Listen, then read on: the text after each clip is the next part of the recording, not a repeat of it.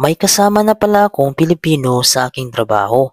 Ngayong araw mga kabayan ay hindi na pala sumisikat ang araw dito kapag panahon ng winter sa Greenland. Papasok na pala kami sa trabaho ng kasama kong Pilipino.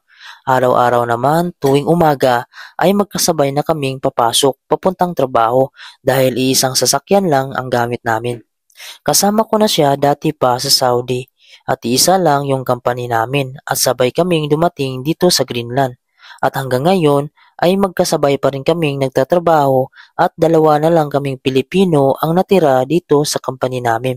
Isang building lang din ang tinitirahan namin. Isa sa pinakamahirap dito sa Greenland ang gumising ng umaga, lalo na sa panahon ng winter. Dahil nga sa sobrang lamig ay parang gusto mo pang matulog ng buong araw at parang gusto mong hindi na lang papasok. Hindi pa naman dito nag-umpisa yung snow, pero dahil nga nag-umpisa na yung sobrang lamig ay nagtitigasan na itong windshield namin. Kaya ang ginagawa namin tuwang umaga ay kinikiskis namin itong mga ice na tumitigas na dumikit na sa mga salamin. May mga time nga dito kapag sobrang lakas ng snow ay napupuno na yung buong paligid dito at hindi na makaalis yung sasakyan namin. Kahit nga ay nakapalit na ng winter tire tong sasakyan namin ay medyo madulas pa rin yung kalsada dahil sa sobrang lamig ay yung mga kalsada ay nagyayelo na siya, lalo na pag tuwing naglalakad ka ay talagang mag-iingat-ingat ka dahil nga namumuti na dito sa yelo yung kalsada ay maaring madulas ka dito at mabagok ka. Sa mga oras na ito ay alas 6 na ng umaga, pero napapansin nyo wala talaga kang makikita dito kundi mga ilaw lang na kumikislap. Halos hindi mo nga makita yung buong paligid dito dahil nga sa sobrang dilim. Ganito na mga kabayan kapag palapit na yung winter. Although wala pa namang snow dito pero ramdam na yung winter dahil nga tumitigas na yung mga windshield namin at yung kalsada. Sa panahon ng winter, ang pinaka-challenging sa amin na mga trabaho lalo na sa construction dahil minsan may mga time na magtatrabaho kayo sa labas dahil hindi maiwasan yung building ay hindi pa siya tapos, lalo na pag nag-uumpisa pa lang yung pundasyon ay obligado ka talagang tatrabaho sa labas dahil nga yung oras dito yung binabayaran at hindi naman per month yung bayad sa amin. Kaya pag hindi ka nagtrabaho ay wala ka ring sasahurin.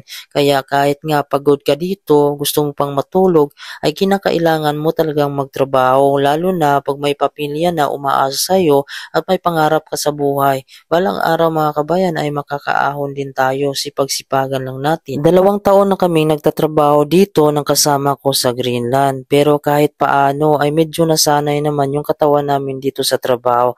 Yun lang, minsan nga sa umaga talaga ay talagang napakahirap bumangon. Hindi mo alam kung gigising ka para maligo, kakain, o matutulog, o hindi na lang maligo, didiretso ka na lang ng trabaho. Ito na pala yung tinatrabahoan namin mga kabayan. Sobrang dilim pa rin yung paligid. Nasa 5 building pala itong tinatrabaho namin dito at iilan lang kaming nagtatrabaho dito. 2 lokal at ako naman minsan isang Pilipino at ngayon nandito na din yung kasama kong isang Pilipino na tutulong na din dito sa pagtatrabaho. Ilang minuto lang naman yung biyahe papunta dito sa working area namin at ito na nga ay nakarating na kami ng kasama ko. Kung napapansin nyo, walang katao-tao talaga dito. Madalas nga ako talaga yung nauuna dito kapag ako lang mag-isa pupunta dito sa trabaho. Mabuti nga lang ay meron kaming susi dito kaya anytime pwede kaming magtrabaho dito kahit anong oras gusto naming umuwi ay walang problema dahil nga mayroon namang tiwala sa amin yung boss namin na alam niya na pagpupunta kami dito ay nagtatrabaho kami dito kahit hindi na kami niya binabantayan dahil nakikita na naman yung tinatrabaho namin araw-araw kung ano na yung natapos. Matagal-tagal na din itong nag-abroad ang kasama ko. Siguro umabot na din ito ng 18 years pero ang sabi niya mas naramdaman niya daw dito sa Greenland dahil nga mas maganda naman talaga dito magtrabaho kahit nga sobrang lamig. Gustong-gusto ko talaga mga kabayan pag nandito itong kasama ko dahil nga pag may project dito na medyo mahirap mahirap ay dalawa kami ang nagtatrabaho. Gaya nito ay umaakyat siya sa itaas, samantalang ako dito ay yung naghahawak lang naghahagdan. Kapag wala itong kasama ko dito, tapos mag-isa lang ako nagtatrabaho, ay buong araw sobrang pagod ng katawan ko dahil nga ako ang umaakyat, ako ang humihila, nag-iingat pa ako baka mahulog ako sa hagdan. Ngayon ay pasalamat ako dahil nga mayroon ng tagahawak ng hagdan, tagaakyat, kahit papano ay safety yung trabaho namin at nabawasan din mga kabayan yung trabaho ko dahil nga halos lahat itong kasama ko ang nagtatrabaho. Ako naman kadalasan ay tagahawak lang ako ng ladder kapag itong area ng mga kabayan nasa labas. Pero pag nasa loob na ay kanya-kanya na kami dahil nga hindi naman mataas yung tinatrabaho namin sa loob. Ang ginagawa pala namin dito ay nagkakabit kami dito ng linya ng ilaw dahil nga tatakpan na nila itong labas na ito ng kolorop. Kung napapansin nyo sa itaas, mayroong puti na kolorop. Yan yung kolorop na ginagamit natin sa mga bubong ng bahay na may makukulay, may blue, may itim. Dito naman yan yung ginagamit na pang final takip dito sa labas. Pero yung loob niyan mga kabayan ay napakapal yan. Mayroong mga kahoy, insulation, pangharang sa lamig na hindi talaga tatagos yung lamig. Dahil nga sa sobrang lamig at lakas ng hangin dito, kung napapansin nyo, lumalabas nga yung tubig sa ilong ko. Hindi yan sipon mga kabayan.